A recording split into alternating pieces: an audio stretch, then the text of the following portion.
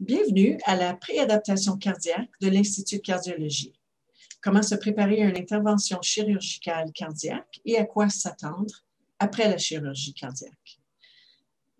Cette série de vidéos est aussi disponible sur le site ottawaheart.ca /FR pour la version française.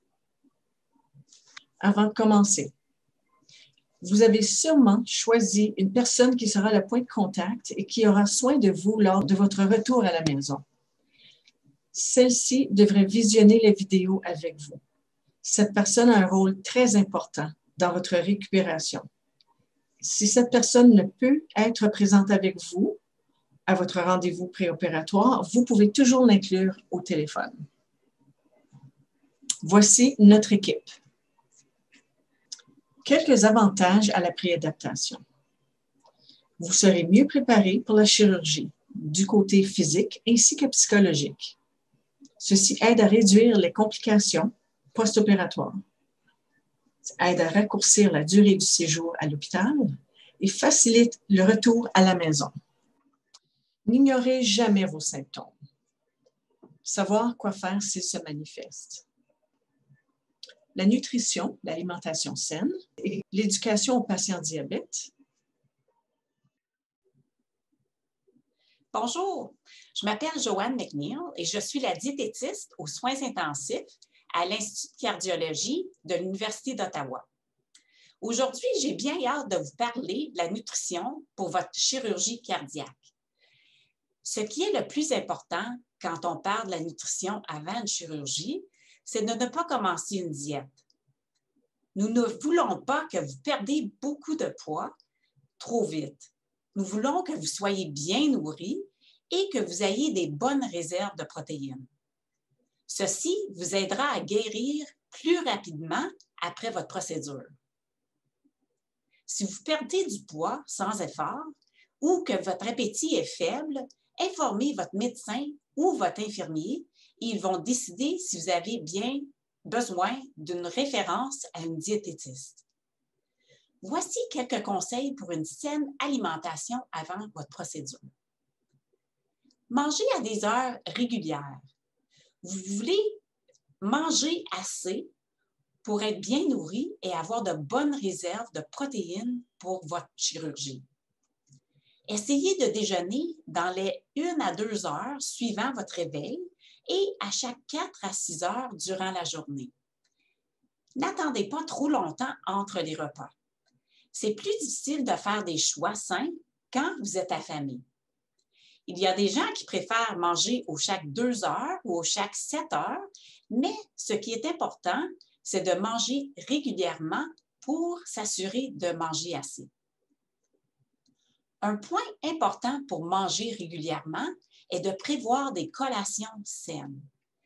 Si vous êtes quelqu'un qui n'a pas l'habitude de manger des collations, ce n'est pas nécessaire de commencer, mais bien des gens trouvent qu'une collation entre les repas les aide à se sentir pleins. Cela pourrait vous assurer de manger assez. Il se pourrait qu'après votre procédure, votre chirurgie, votre appétit soit faible ou que vous ayez moins la force de manger. Il est alors plus difficile de préparer ou de manger de gros repas. Avoir des collations prévues, ça peut être utile. Des exemples de collations sont des craquelins au blé entier accompagnés de beurre d'arachide ou de hummus, un fruit et quelques noix salées ou du fromage, un œuf à la coque ou encore des bleuets congelés ou du yogourt nature. Pensez à des choix faciles à préparer et faciles à manger. Quand vous préparez vos repas et collations, intégrez une source de protéines à chaque repas ou collation. Ceci est important avant votre chirurgie puisque les protéines vous aideront à vous garder en forme et vous aideront aussi à guérir plus vite après votre congé de l'hôpital. Des exemples de protéines sont de la viande, du poulet, du poisson, des noix, des graines, du tofu et des œufs. Ayez des mets faciles à préparer à portée de la main. Non seulement faciles à préparer, mais aussi faciles à manger. Ça n'a pas besoin d'être un repas compliqué. Ça peut juste être quelque chose de facile comme un sandwich ou du poisson, du riz brun et des légumes congelés. Il faut se rappeler qu'avant et après votre procédure, vous seriez peut-être un peu fatigué.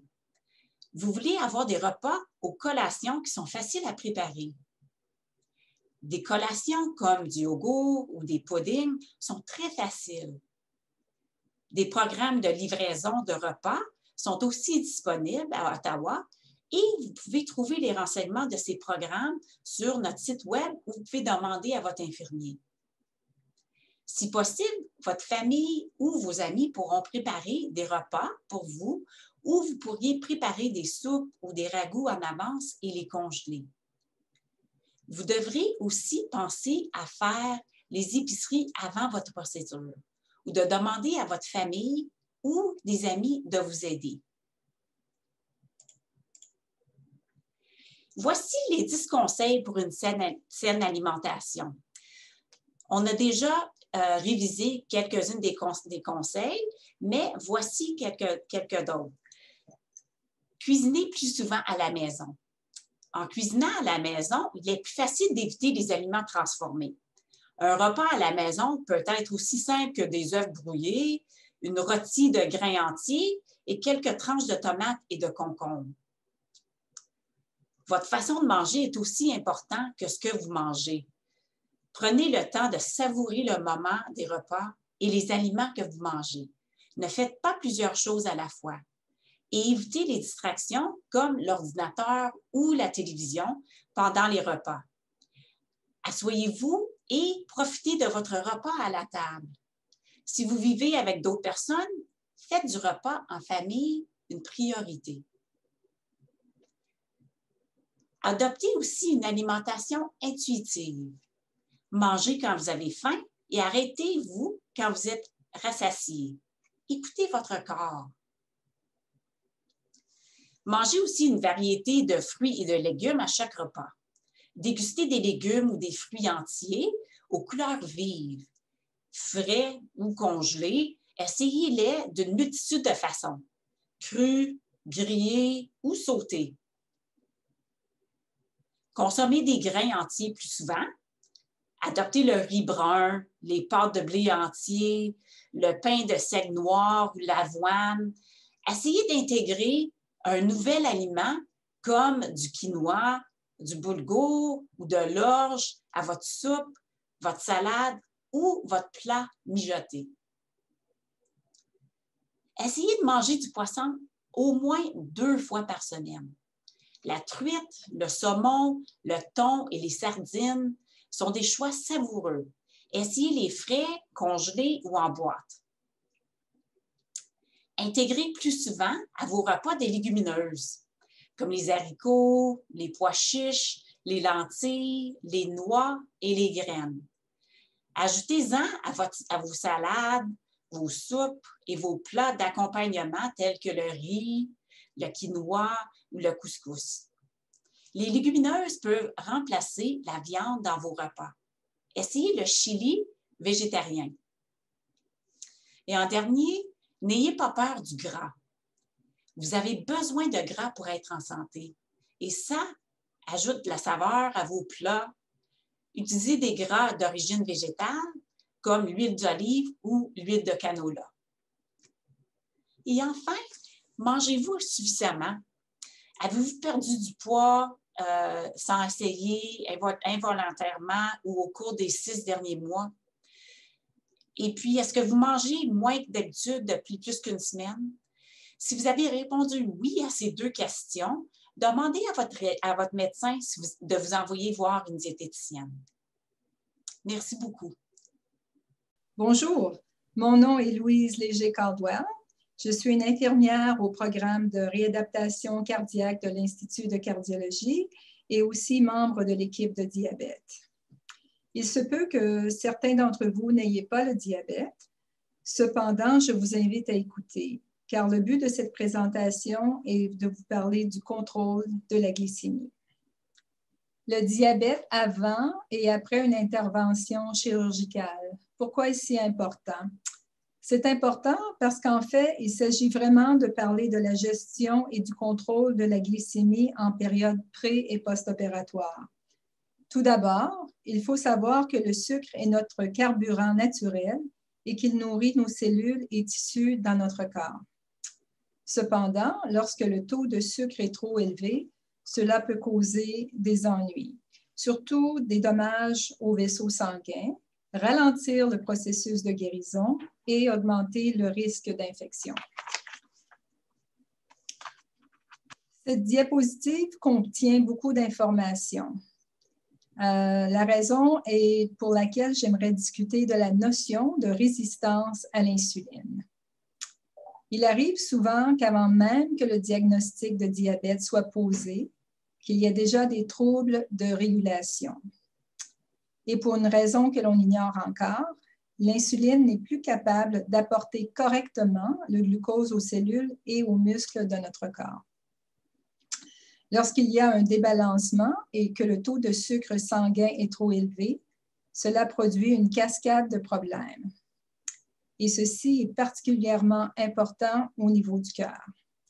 En effet, cela entraîne une rétention accrue des lipoprotéines, ce qui cause une inflammation à l'intérieur des artères.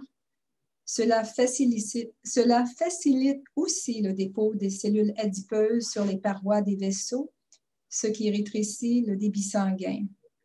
Et enfin, cela peut entraîner une rupture de plaques et obstruer les artères.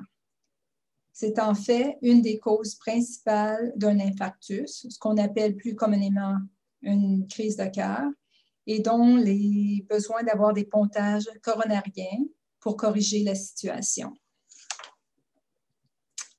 Ici, j'aimerais maintenant vous parler du prédiabète, qui est en fait le précurseur du diabète.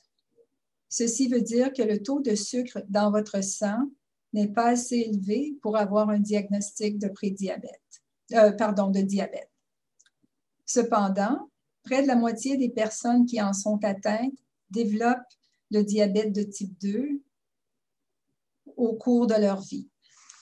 Le prédiabète augmente les risques de maladies cardiovasculaires. Pour cette raison, tous les patients admis à l'Institut de cardiologie auront un test de dépistage qui s'appelle hémoglobine glyquée ou bien nous utilisons l'abréviation mieux connue de A1C. C'est une prise de sang et vous n'avez pas besoin d'être à jeun pour faire ce test. Ce test consiste à mesurer le taux de sucre rattaché aux globules rouges. Il faut noter que ce test n'est pas valable pour les gens souffrant d'anémie. Le taux d'hémoglobine doit être de référence normale pour que le test A1C soit valide. Les globules rouges vivent environ 120 jours. Donc, si votre taux de sucre est élevé, les molécules de sucre vont enrober le dessus des globules rouges, un peu comme du sucre en poudre sur un beigne. Donc, le but est d'avoir moins de molécules de sucre ancrées sur vos globules rouges. Ce serait mieux en général pour l'amélioration de votre santé. Et si votre résultat de A1C se situe entre 6 et 6,4 %, ceci vous confère donc un statut de prédiabétique.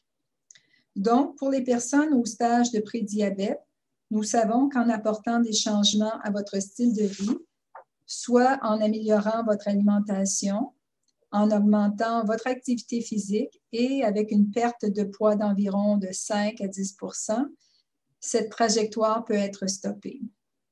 Ceci est particulièrement important de porter attention à vos habitudes de vie avant votre procédure.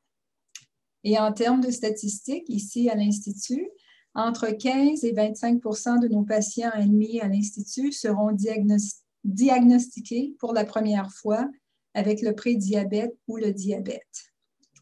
Et pour certains d'entre vous, un diagnostic de maladie cardiovasculaire et de diabète viendra ensemble. Cependant, la bonne nouvelle, c'est que nous avons une équipe à votre disposition et nous sommes là pour vous aider. Voici donc le tableau des valeurs cibles pour les personnes vivant avec le diabète et les non-diabétiques. La dernière rangée indique les cibles normales pour une personne non diabétique. Donc, les personnes au stage de prédiabète devraient aspirer à atteindre ces valeurs. Pour les personnes diabétiques, durant votre séjour à l'hôpital, votre taux de glycémie sera suivi de très près. Si les valeurs sont hors cible, des thérapies médicamenteuses seront utilisées pour garder un bon contrôle de votre taux de sucre dans votre sang. Et pour les patients diabétiques qui sont en attente de leur intervention chirurgicale à la maison, nous recommandons donc de vérifier votre taux de sucre plus souvent avec l'aide de votre glucomètre. Donc, les valeurs cibles sont de 4 à 7 millimoles avant un repas et de 5 à 8 millimoles après un repas. Il est aussi important d'éviter les épisodes d'hypoglycémie. Nous avons des cibles différentes selon les étapes de votre séjour avec nous. Lorsque vous serez aux soins intensifs post-opératoires, un taux de sucre jusqu'à 10 millimoles est acceptable. Ceci est afin d'éviter les épisodes d'hypoglycémie qui peuvent être néfastes durant cette phase. Lorsque vous serez transféré à l'étage et que votre condition sera plus stable, le but est d'avoir une cible entre 5 et 8 millimoles pour favoriser une bonne guérison et éviter les infections. Voici un tableau ou un schéma qui est pas mal compliqué, mais la raison de vous le présenter est pour illustrer les différents organes qui entrent en jeu pour régulariser la glycémie. Comme vous pouvez voir, il y a un signe positif qui indique où le sucre est dirigé et utilisé, tandis que le signe négatif indique où le sucre est absorbé et excrété. Alors, nous savons qu'en favorisant une bonne alimentation, une activité physique soutenue, nous savons que le contrôle de la glycémie peut être amélioré. Cependant, lors d'une chirurgie cardiaque, nous savons qu'il y a un grand stress engendré par cette procédure, spécialement en période préopératoire. À cause de votre condition cardiaque, il est souvent impossible de maintenir votre activité physique régulière. Votre appétit peut être aussi dérangé. Tous ces facteurs combinés peuvent affecter le contrôle de votre glycémie.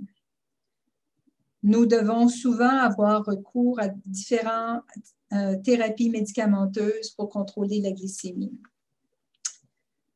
Heureusement, des nouvelles recherches pharmaceutiques ont permis de mettre sur le marché différentes classes de médicaments autres que l'insuline pour contrôler la glycémie. Ceci m'amène donc à parler des différents types de médicaments et de traitements qui sont disponibles au Canada pour aider au contrôle de la glycémie. Chez les patients qui ont un taux de sucre hors cible, des médicaments seront ajoutés soit avant votre chirurgie, pendant votre séjour à l'hôpital ou lors de votre congé de l'Institut. Ceci pourrait aussi inclure de l'insuline. Cependant, le premier agent oral est le metformin. C'est un médicament efficace et sécuritaire pour abaisser le taux de glycémie et aussi réduire la résistance à l'insuline mentionnée au préalable. Il aide le corps à utiliser l'insuline qu'il produit plus efficacement. Le metformin a aussi été étudié chez des personnes prédiabétiques. Celui-ci a démontré son efficacité à réduire la progression de la maladie.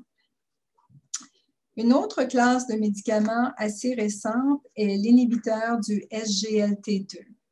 Celui-ci favorise l'excrétion du sucre par les reins et a démontré son efficacité pour réduire les maladies cardiovasculaires et diminuer l'insuffisance cardiaque. Ces médicaments doivent être arrêtés 48 heures avant votre chirurgie et peuvent être recommencés une fois que vous êtes capable de boire et de bien vous alimenter. La réponse au stress, l'inactivité physique, un manque d'appétit fait en sorte que le taux de glycémie peut varier beaucoup, dont l'importance d'augmenter la fréquence de l'autosurveillance. Il se peut que vous ayez plus de médicaments antidiabétiques lors de votre congé. Cependant, lorsque la normalité revient à la maison, ces médicaments peuvent être diminués ou même cessés. Alors ça, c'est la bonne nouvelle, ils peuvent être arrêtés. Un pancréas qui est à plat, qu'est-ce que ça veut dire? Eh bien, je pense que le message le plus important à passer, c'est vraiment que ce n'est pas votre faute. Parfois, le pancréas a de la difficulté à fournir l'insuline nécessaire pour bien contrôler le taux de glycémie. Donc, de l'insuline administrée par voie intraveineuse est souvent utilisée durant la chirurgie cardiaque et aux soins intensifs. Lors du transfert à l'étage, l'insuline est administrée de façon sous-cutanée. Et j'aimerais faire une petite parenthèse ici. Parfois, de l'insuline doit être administrée même chez les personnes n'ayant pas de diagnostic de diabète. Ceci est souvent relié au stress engendré par la chirurgie. Il est évident que votre traitement sera personnalisé et modifié selon vos besoins. La majorité des gens retournent à l'heure normale une fois de retour à la maison. Si vous êtes diabétique et n'avez pas d'endocrinologue et signé, vous aurez donc un suivi avec la clinique du diabète de l'Institut de cardiologie après votre congé. Et enfin, j'aimerais terminer cette présentation avec les ressources qui sont disponibles dans la communauté. Il y a quelques contacts qui sont disponibles ici. Il y a un programme portant sur le prédiabète offert par l'équipe universitaire de santé familiale de l'hôpital d'Ottawa. Il y a aussi le centre d'aiguillage dans la grande région de Champlain. Et vous avez encore là le numéro qui est le 613-238-3722. Il y a des groupes qui sont, des sessions qui sont offertes soit de façon individuelle ou encore en groupe. Un autre excellent site web est celui du Diabète Canada. Alors donc, pour conclure cette présentation, si vous êtes suivi par une équipe d'endocrinologie, s'il vous plaît, communiquez avec eux afin de vous assurer que votre taux de glycémie est à la cible avant votre chirurgie. Cependant, si vous n'êtes pas suivi et que votre taux de sucre est élevé, s'il vous plaît, communiquez avec la coordonnatrice des soins de chirurgie. Un membre de l'équipe du diabète pourra vous rencontrer avant votre opération. Alors, je vous remercie beaucoup de votre écoute et je vous souhaite une excellente et rapide convalescence. N'oubliez pas, si vous avez des questions, appelez le chirurgien ou le bureau de triage de chirurgie au 613-696-7062. Et en dehors des heures du bureau, vous pouvez toujours appeler la coordonnatrice des soins infirmiers au 613-696-7000 et faites le poste 0. Merci bien d'avoir été des nôtres.